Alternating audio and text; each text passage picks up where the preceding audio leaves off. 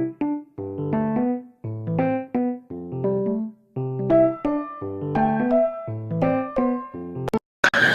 আমরা হচ্ছে এখন লেমি সূত্রের খুবই সিম্পল একটি প্রবলেম দেখব।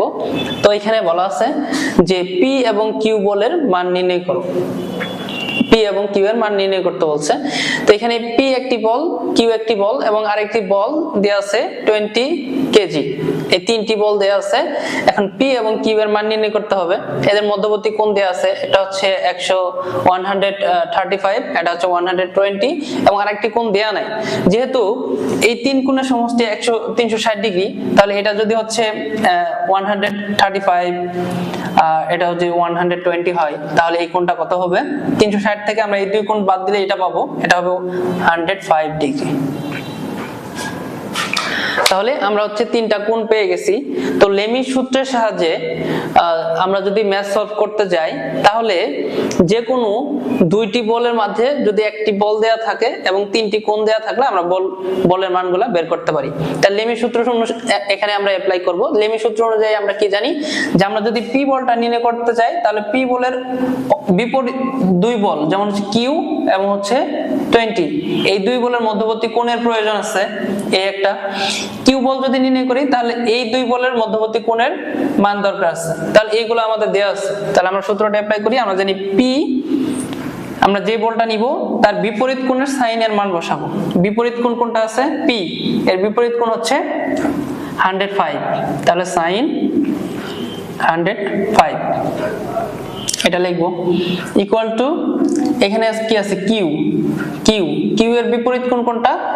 135, সাইন 135 ইকুয়াল টু, এখানে একটা বল আছে 20, তাহলে এখানে আমরা লিখবো 20 ভাগ হচ্ছে এইটার বিপরীত কোণ কত? 120, তাহলে সাইন 120। তাহলে এই ম্যাথটা সলভ করার জন্য আমরা হচ্ছে প্রথমে পি এর মান নির্ণয় করার সময় আমরা পি নিব এবং হচ্ছে 20 ভোল্টটা নিব। পি sin 105 ইকুয়াল টু লিখব 20 বাই হচ্ছে sin 120, এইটুকু নিব। তাহলে পি সমান কি লেখা যায়?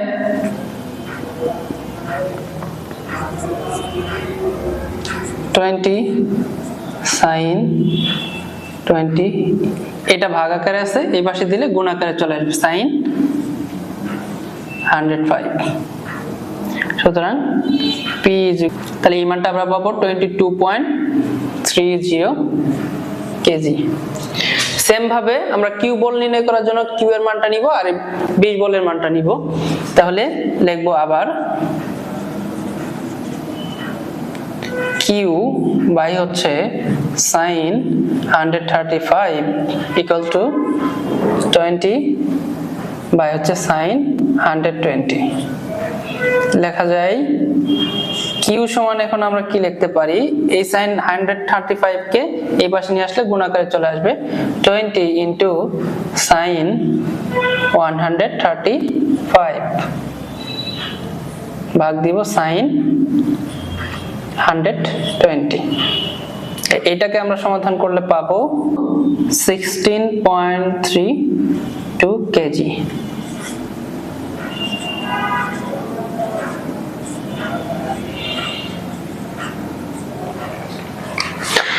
তো সুতরাং আমরা ম্যাথটা সলভ করে ফেলেছি, পি এবং কিউ বলের মান পেয়ে গেছি। তো এই জাতীয় ম্যাথ যখন থাকবে, আমার লেমি সূত্র অ্যাপ্লাই করলেই, অর্থাৎ যদি তিনটা বল থাকে তাহলে আমরা লেমি সূত্র অ্যাপ্লাই করব, কারণ এই সাহায্যে খুব সহজে ম্যাথগুলো সলভ করা যায়। এবং লেমি সূত্র অ্যাপ্লাই করার সময় আমার হচ্ছে তিনটা কোণের মান লাগবে এবং যে কোনো একটা বলের মান যদি দেওয়া থাকে, তাহলে আমরা এই সূত্রের সাহায্যে খুব তাড়াতাড়ি ম্যাথগুলো সলভ করতে পারবো। ধন্যবাদ সবাইকে।